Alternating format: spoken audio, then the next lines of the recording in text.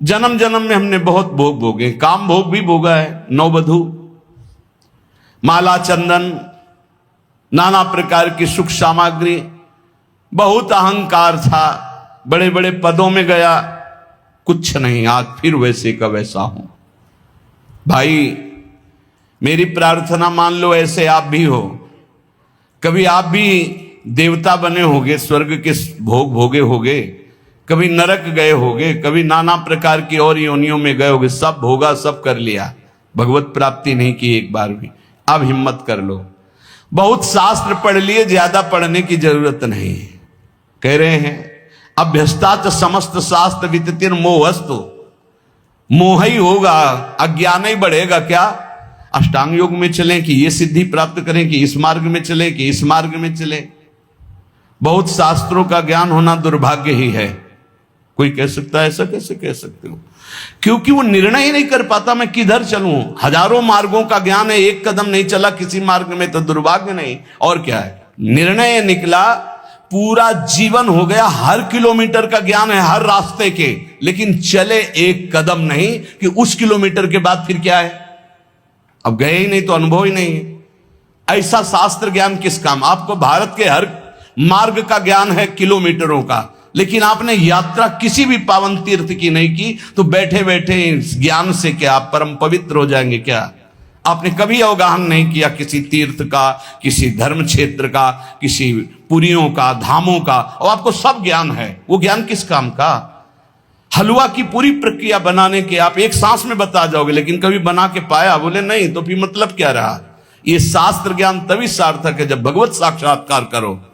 तो श्रीपाद कह रहे हैं अहंकारस्तु न शांत, ये अहंकार तुम्हारा शांत नहीं होगा। अभ्यस्ताच समस्त शास्त्र विततिर मोहस्तु नास्तम गत, मोह तुम्हारा नहीं जाएगा चाहे जितने शास्त्र पढ़ लो। तो बोले क्या करें, आप उपाय बताओ। तो बोले हम उपाय आपको बता रहे हैं। महा आनंदाय वृंदावनम भज, भज माने तो सेवा, सेवन कर वृंदावन का, वृंदावन का आश्रय ले, वृंदावन धाम आ जा, रसिकों का संग कर, प्रियालाल के अनन्य हो जा, ज्यादा जानने की जरूरत नहीं। सबसे बड़ा ज्ञान सतवस्तु श्यामा श्याम, वैराग्य इनके सिवा सबसे, प्रीति इनके नाम रूप लीला धाम से, गति इनके चरणारविंद की सेवा, बस इतना ही ज्ञान चाहिए। इतना ही सार ज्ञान है। ये बुद्धि को दौड़ा दौड़ा के थका करके बस प्रभु के चरणों में बैठाल देना है, यही साधना है। श्रीपाद कह रहे कि अब मेरे हृदय में एक बात बैठ गई कि वृंदावन का आश्रय लेकर प्रिया प्रीतम की आराधना करो, इसी में परम विश्राम है। संत वाणी, जो भगवत प्रेमी, भगवत प्राप्त महात्मा जन हैं, वो हमारी छोटी छोटी त्रुटियों से लेकर बड़ी त्रुटियों का सुधार करने के लिए शास्त्र के वचनों का अनुभव करके बोलते हैं। जीवन दो गतियों से गुजरता है। एक गति है जन्म मृत्यु में भटकना, और एक गति है जन्म मृत्यु से मुक्त होना। दो ही मार्ग है। अस्तो मां सदगमय, असत से सद की यात्रा करो, या सद स्वरूप का विस्मरण करके असद में रत हो जाओ जन्म मृत्यु के चक्र में। 84 लाख योनियां हैं कर्मानुसार। इन 84 लाख योनियों में जीव भ्रमित होता है। इस योनि में एक एक योनि लाख लाख प्रकार की है। एक योनि लाख लाख प्रकार की है।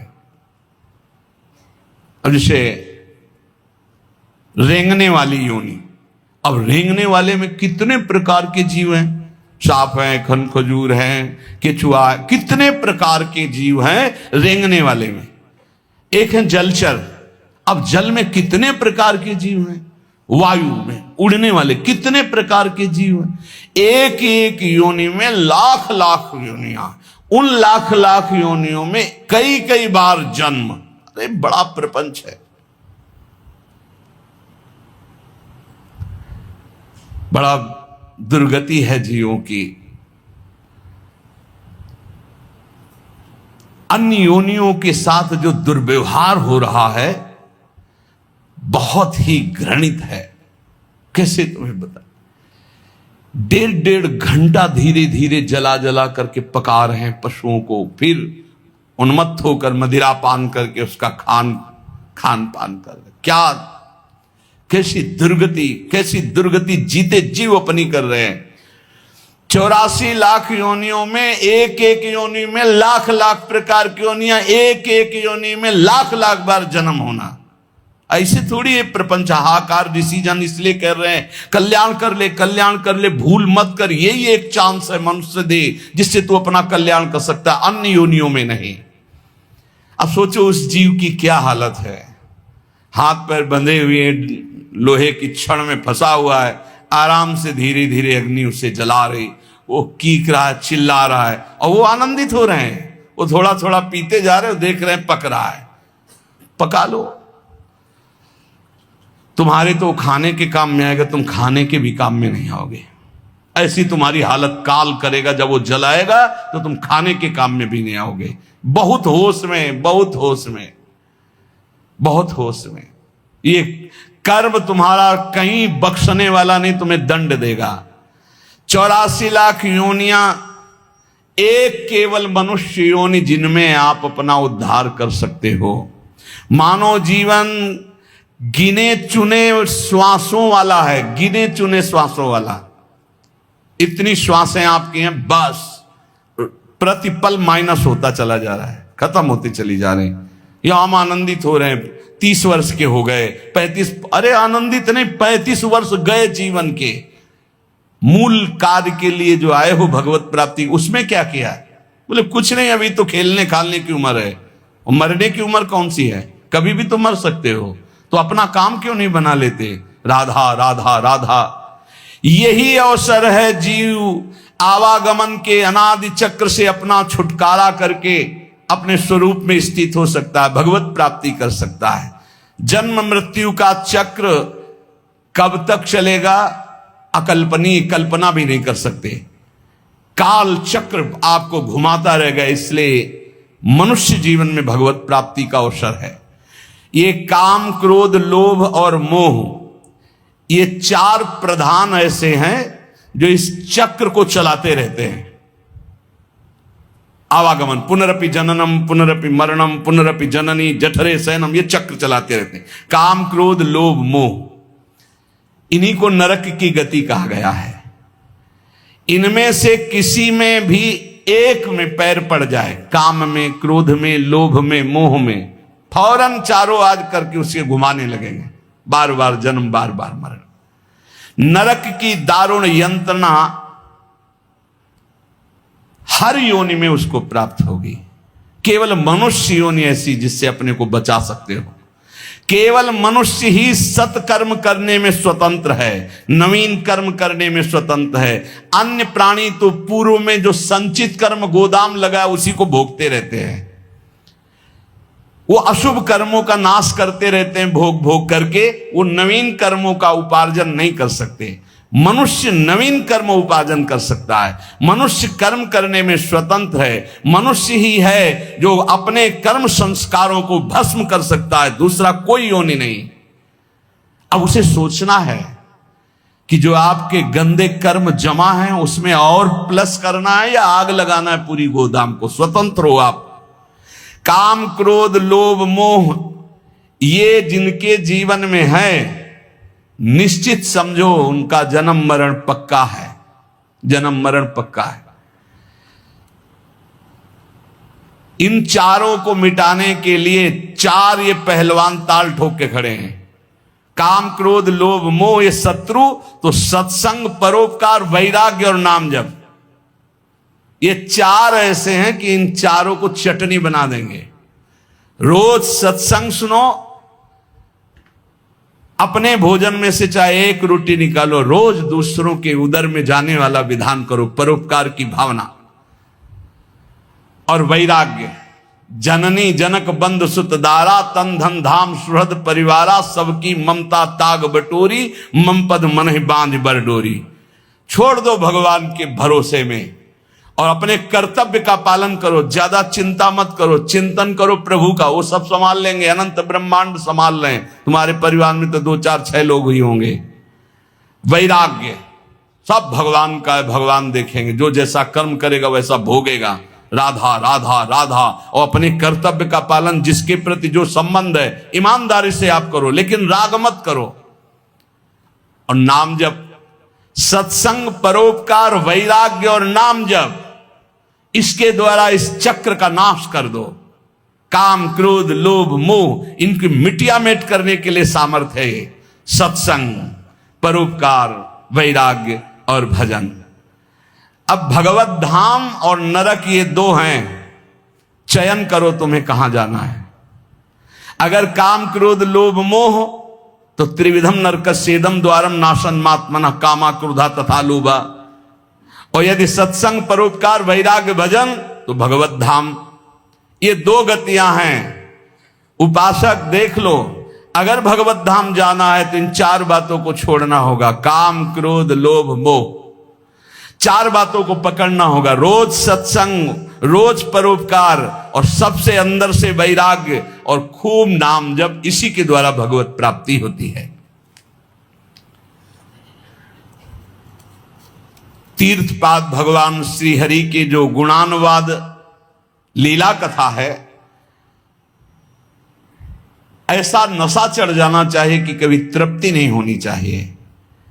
कस्त्रप्यनुयात तीर्थ पदोभिधानात् सत्रेषु वासुरभिरीड्यमानात् यह कर्णनाडं पुरुषस्य यातो भवप्रदां गेहरतिं छिनत्ति। जो भगवान की चर्चा को कानों से सुनता रहता है तो उसके हृदय का मोह मल नाश हो जाता है, वो वैरागी हो जाता है। वैरागी का केवल भेष से मतलब नहीं, अंदर से है। जैसे चक्रवर्ती सम्राट अम्बरीश जी वैरागी हैं।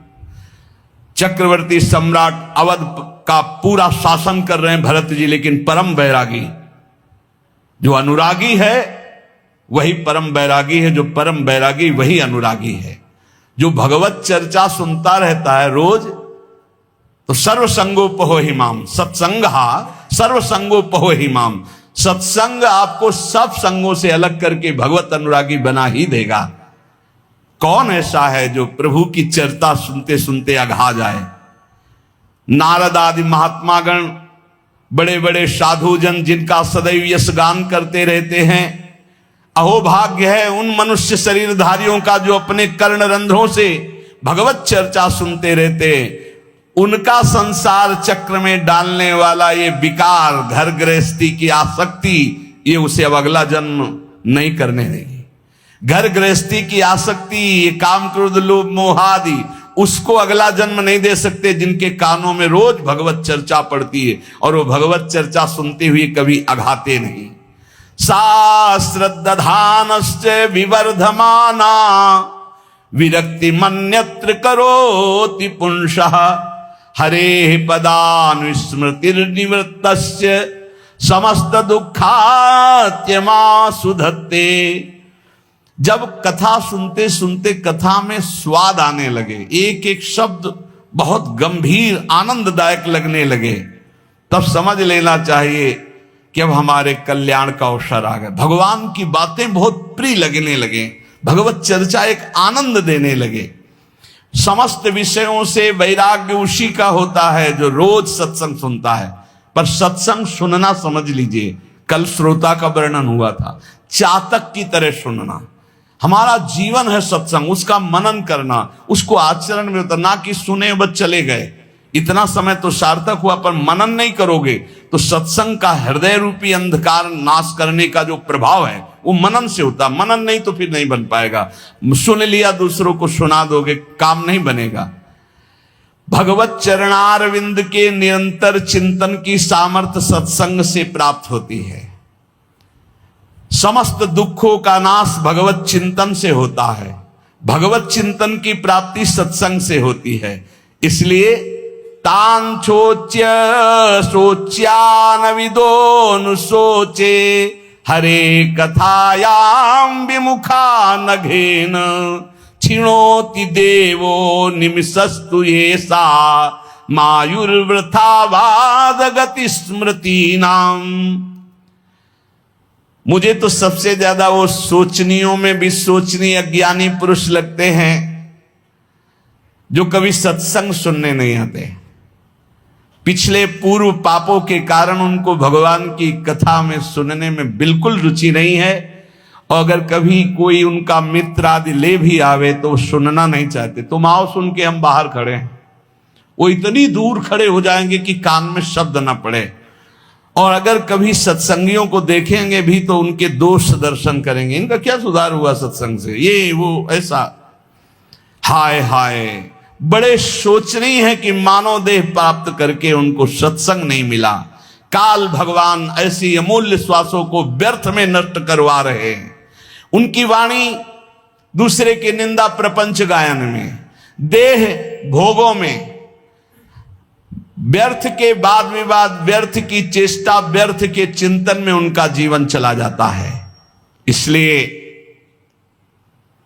इस लोक में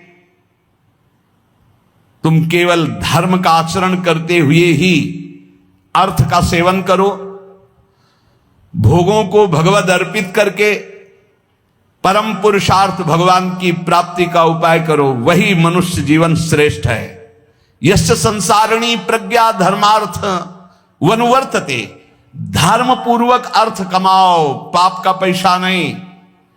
खूब भगवान नाम जब, भगवत कीर्तन, ये परम पुरुषार्थ है, इसी से भगवत प्राप्ति हो जाएगी, और ज्यादा प्रपंच करने की जरूरत नहीं। क्षमावशी कृतिर्लोके क्षमया किम न साध्यते, शांति खड्गः करे यस्य किम करिष्यति दुर्जना। जब तुम धर्म मार्ग में चलोगे तो दुर्जन लोग तुम्हें परेशान करेंगे।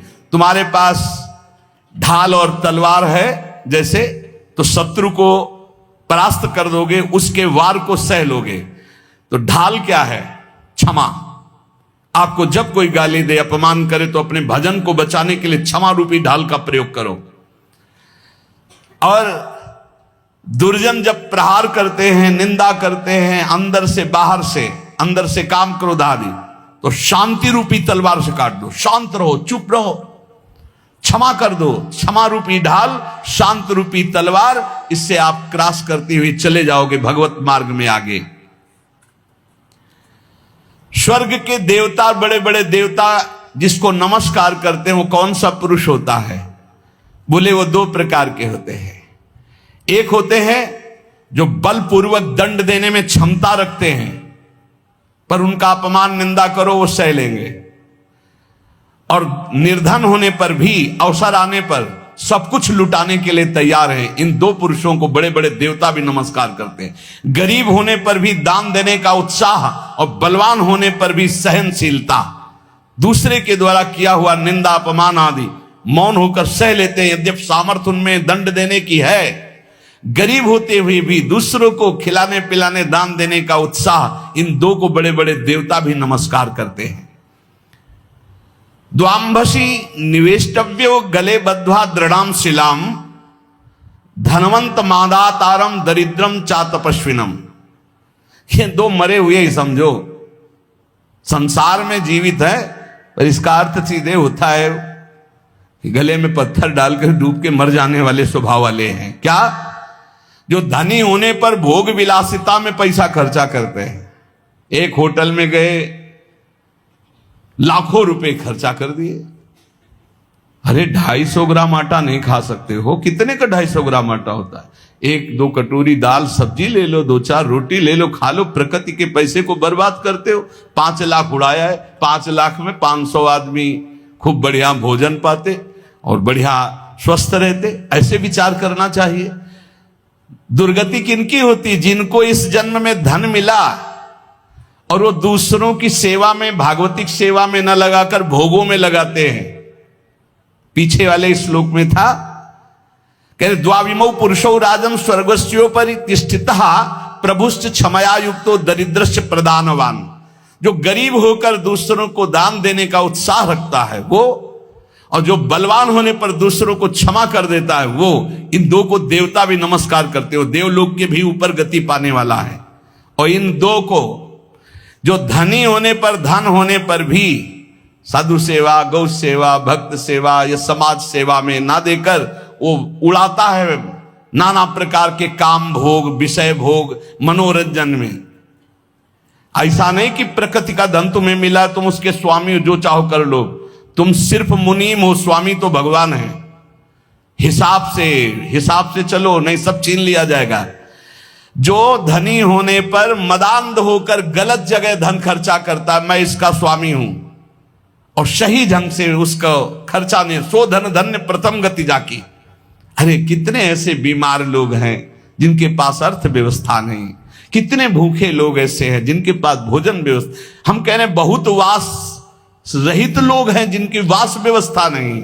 तुम्हारे पास धन बड़ा है, अरे कितने कितने करोड़ ऐसे मनोरंजन में, पूरे भारत में एक एक कुटिया बना दो, एक एक गांव में तो एक एक परिवार तो रह जाएगा।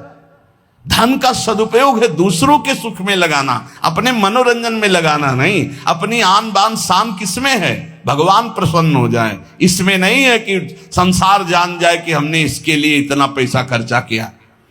दुर्गति होती है।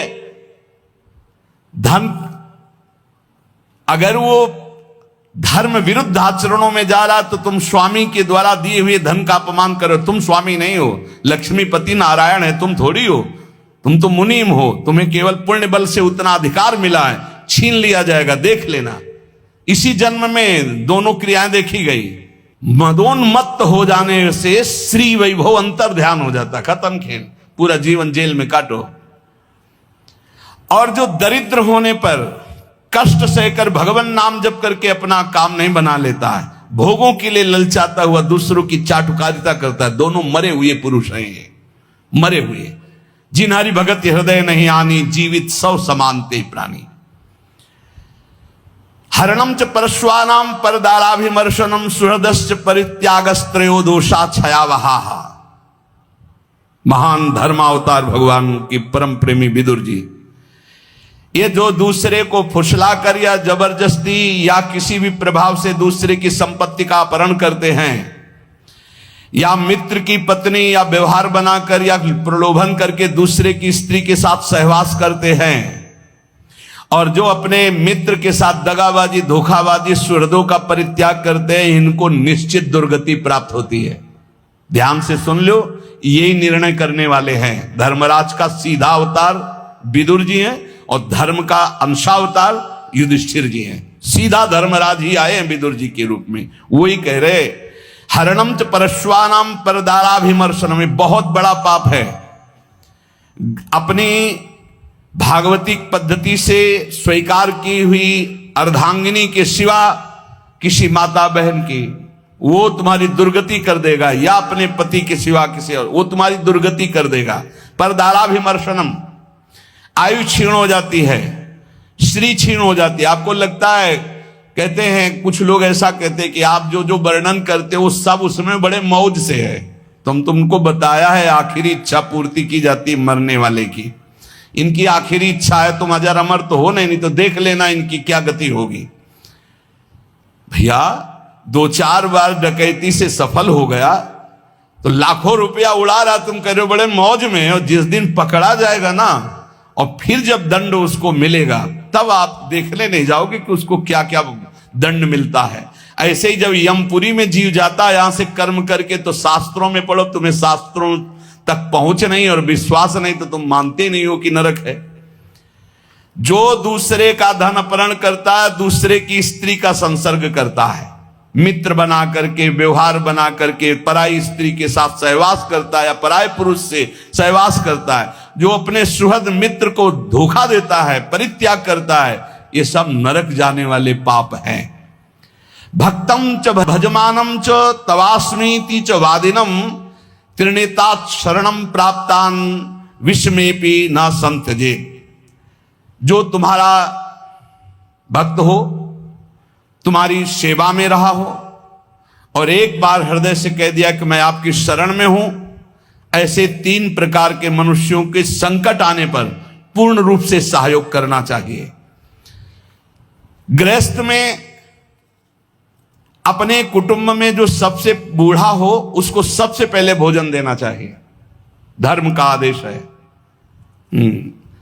यहां बहू और लड़का कॉफी और समोसा और चाय छान रहे हैं और बूढ़े टुकुर टुकुर हेर रहे हैं। अगर कुछ कहें भी तो डांट देंगे, तुम्हें घरे में तो रहना है, बना लेना चाय पी लेना, हमें ऑफिस जाना है।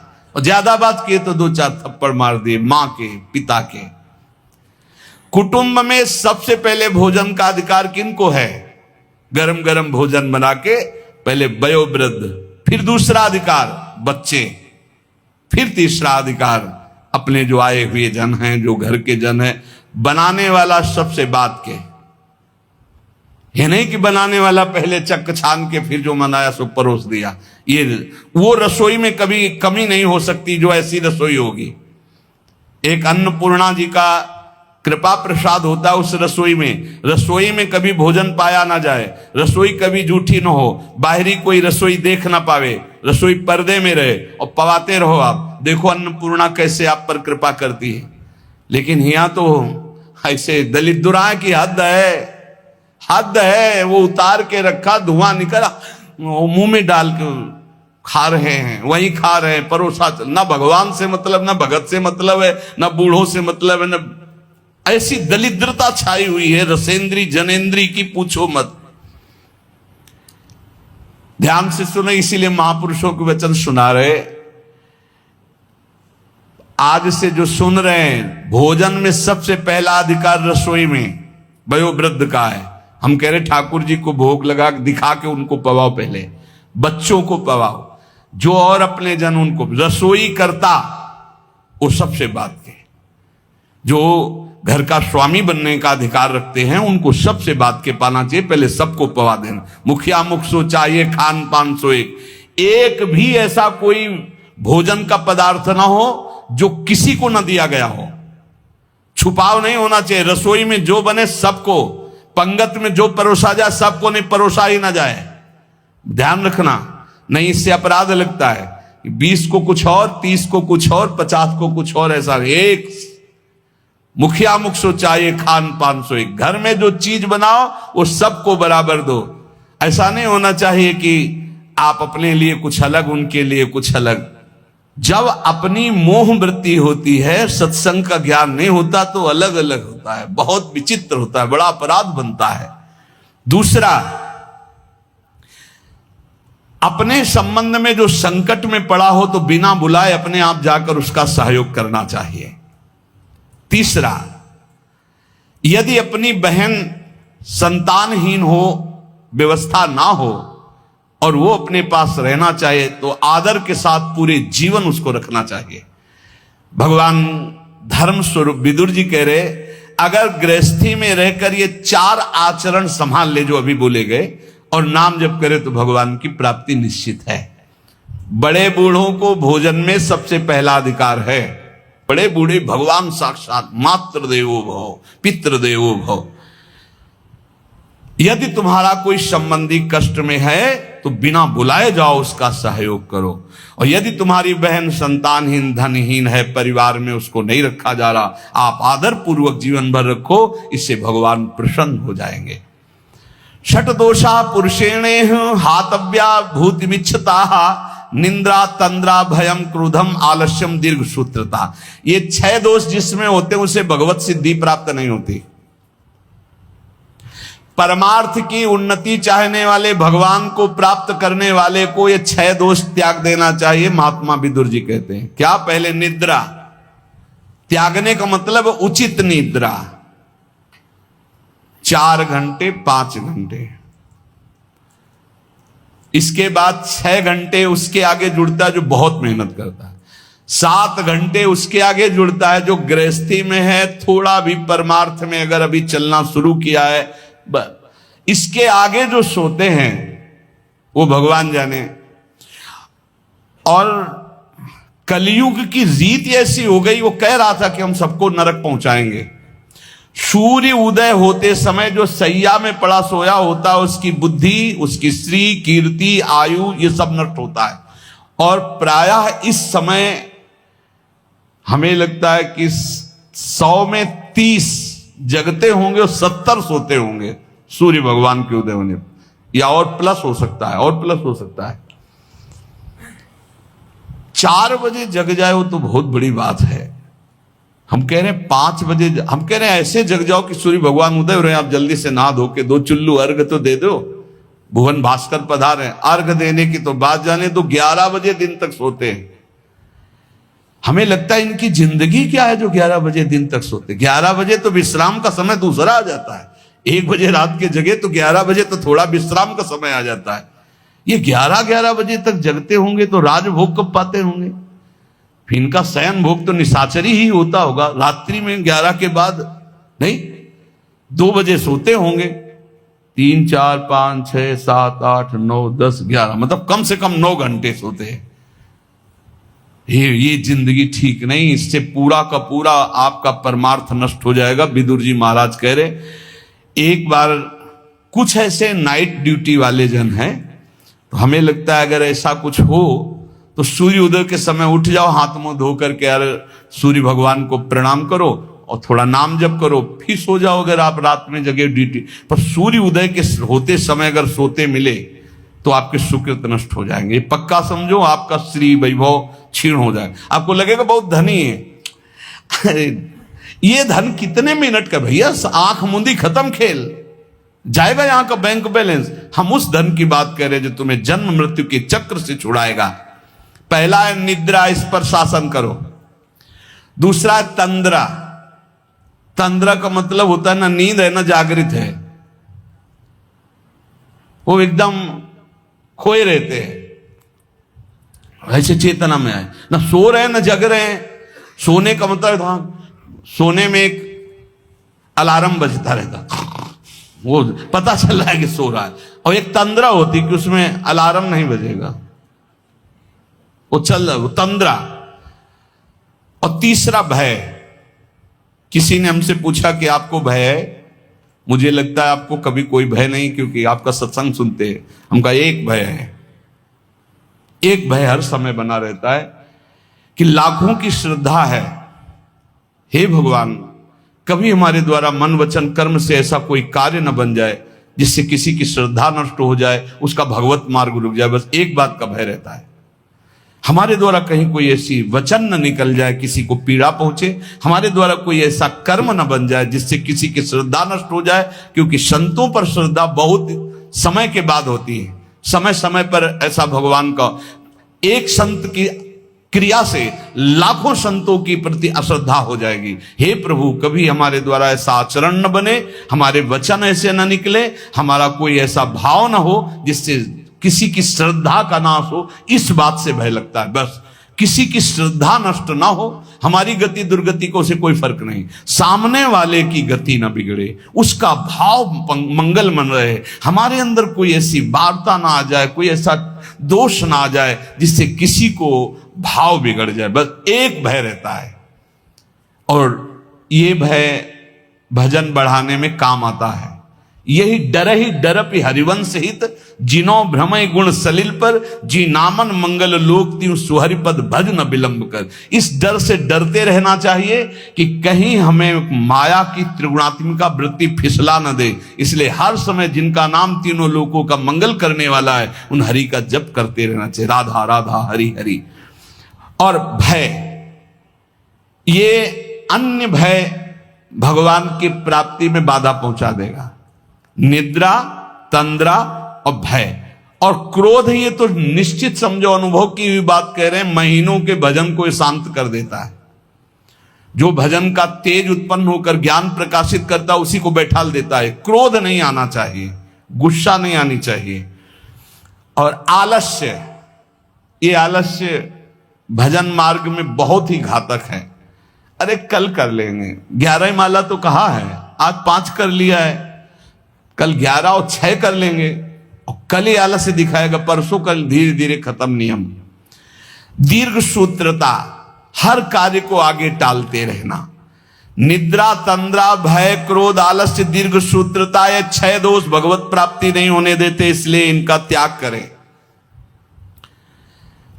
जो अपने सुख में प्रसन्न नहीं होता, दूसरे के दुख में हर्षित नहीं होता, जो दान देने के बाद कभी किसी से बोलता भी नहीं है कि मैंने इतना अमुक को दिया, बिल्कुल शांत, कोई जानता ही नहीं कि दिया, वह भगवत मार्ग में आगे बढ़ता चला जाएगा। चाहे जैसा सम्मान, प्रियता, सुख, अनुकूलता, बिल्कुल गंभीर, दूसरे का दुख देखकर दुखी होना, ना कि हर्षित होना, और अपना जो दान है वो कोई जान न पावे कि हमने दिया है। ऐसे 3 प्रधान आचरण ये हैं जो भगवत मार्ग में आगे बढ़ाते हैं। एक भक्त थे, एक दिन वो कह रहे थे कि हमारे हृदय में एक प्रबल लालसा जागृत हुई, जैसे छत्रपति वीर शिवाजी ने अपने गुरुदेव को सब कुछ दान कर दिया। मेरा हृदय कहता है मैं अपने गुरुदेव को अपने प्राण तक दान कर दूं, फिर भी मैं संकुचित हूं कि गुरुदेव को मेरे प्राण किस काम में आएंगे। जब मैं देखता हूं कि अपने गुरुदेव को जो देना चाहता हूं अरुचि है, तब मुझे लगता है क्या करूं जिससे मैं अपने गुरुदेव को प्रसन्न कर लूं। अंदर ये बात जरूर है, और ऐसा नहीं कि वो कोई साधारण पुरुषों में कि घर गृहस्थी के ऐसे ही नहीं, ऐसे नहीं, अरबों खरबों का वैभव है उनके पास, बस ऐसे साधारण पुरुष की तरह रहते हो। दोनों पति पत्नी रो कैसे कह रहे थे, हृदय में लालसा, पर जब मैं देखता हूं कि मेरे पास जो कुछ है वो सब घास फूस है उनके लिए, तब लगता है क्या ऐसा कर दूं कि मेरे गुरुदेव प्रसन्न हो जाए। ये बात जिनके हृदय में बनी रहती है कि मेरे इष्ट देव कैसे प्रसन्न हो, मेरे गुरुदेव कैसे प्रसन्न हो, वो कभी दोष कर ही नहीं सकते। बोले मुझे कभी कुछ नहीं चाहिए, न परम पद चाहिए, न कुछ भागवतिक चाहिए, न लौकिक चाहिए, आपकी केवल मुस्कुराहट चाहिए कि मेरे गुरुदेव प्रसन्न रहे। बस इसी बात से मैं जलता रहता हूं कि मैं क्या करूं जिससे मेरे गुरुदेव प्रसन्न हो जाए। ये बात जिनके गुरु प्रसन्न तो साहवन कूला, मिटी सकल कल्पित भयशूला। जो समुद्र पर्यंत पृथ्वी का वैभव प्राप्त होने पर भी खुश नहीं होता, ये खुशी का विषय नहीं, खुशी का विषय है भगवान की प्राप्ति होना। जो प्रचुर धनराशि का स्वामी होकर भी उसका भोग नहीं करता, अपनी इंद्रियों को वश में करके उतना ही उचित, एक हमने देखा बड़ा वैभव था, लेकिन वो उतना ही प्रयोग करते थे जितना, अगर उनको 100 ग्राम पानी की जरूरत है तो 5 ग्राम पानी भी एक्स्ट्रा नहीं गिरने देंगे। कहते हैं प्रकृति का है ये, उतना ही लो जितना आपको जरूरत है, बिजली उतना ही लो जितनी जरूरत है, वस्तु बहुत है लेकिन उतना ही प्रयोग करो जितना जरूरत है, वो प्रकृति की है, भगवान ने आपके हिस्से में दी, प्रकृति की सेवा में लगा दो।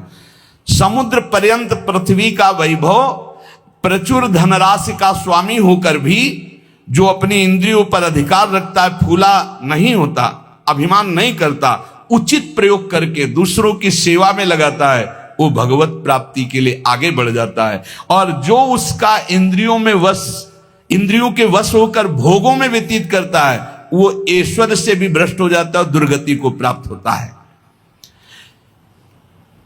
अनुसूयायां आर्जवम शौचम संतोषा प्रिवादिता दमः सत्य मनायासो न भवंती दुरात्मनाम। किसी के गुणों में दोष ना देखना, सरल स्वभाव रखना, पवित्र वस्त्र, पवित्र शरीर, पवित्र विचार रखना, संतोष, प्रिय वचन, इंद्रियों को भोगों से हटाना, सत्य भाषण करना और क्लेश तनिक भी मन में ना आने देना, संतुष्टायन के हर स्थिति में प्रसन्न रहना सीखो। बोले ये भगवत प्राप्त होने वाले पुरुष के लक्षण हैं।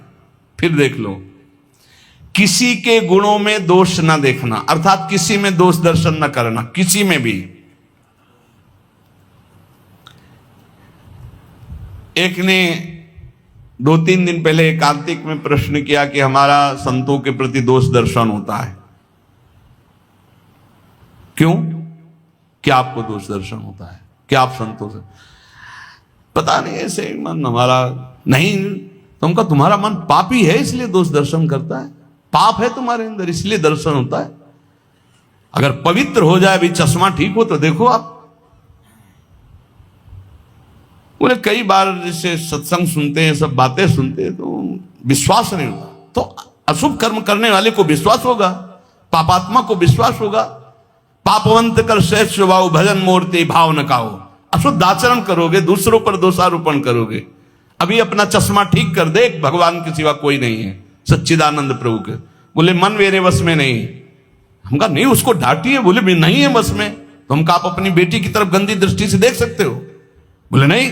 उनका बहन की तरफ? बोले नहीं। तो गुरु की तरफ कैसे देख सकते हो? केवल बकवास। ऐसा तुम्हारा मन है? अगर ऐसा मन है कि जो तो फिर ऐसा भी कर सकता है, नहीं तो फिर ऐसा कैसे कर सकता है? शासन में एक तरफ छूट दे दो, एक तरफ उसको नहीं, ऐसा नहीं।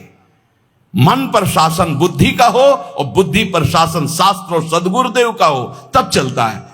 किसी के भी गुणों में तुम्हें दोष देखने का अधिकार नहीं। तुम अपने दोष देखो। बुरा जो देखकर मैं चला, बुरा ने मिलिया कोई, जो दिल खोजू आपनो तो हम सब बुरा न हो। पक्की बात है, ईमानदारी से। अगर बुराई देखने चलो तो अपने हृदय रूपी महल में घुस के देखो तो अभी पता चल जाएगा। अनसूया, किसी के गुणों में दोष देखना है सबसे बड़ा छिद्रान्वेषण, सबसे बड़ा भजन मार्ग में बाधक भाव है। कभी इसको अंदर मत आने देना। आ जाए तो तत्काल प्रभु से प्रार्थना करना। सरल स्वभाव रखो, पवित्र वस्त्र रखो, पवित्र शरीर रखो, पवित्र विचार रखो, संतोष भाव रखो, प्रिय वचन बोलो, इंद्रियों को खुला मत छोड़ो, सत्य भाषण, क्लेश सहो, जितने भी दुख आवे आनंद पूर्वक सहो। तो बोले ऐसे लक्षण भगवत प्राप्त महापुरुषों में। अब वो भगवत प्राप्ति करने वाला है या भगवत प्राप्त होने ही जा रहा है, जिसके अंदर ये लक्षण आ जाते हैं और भजन परायण रहता है।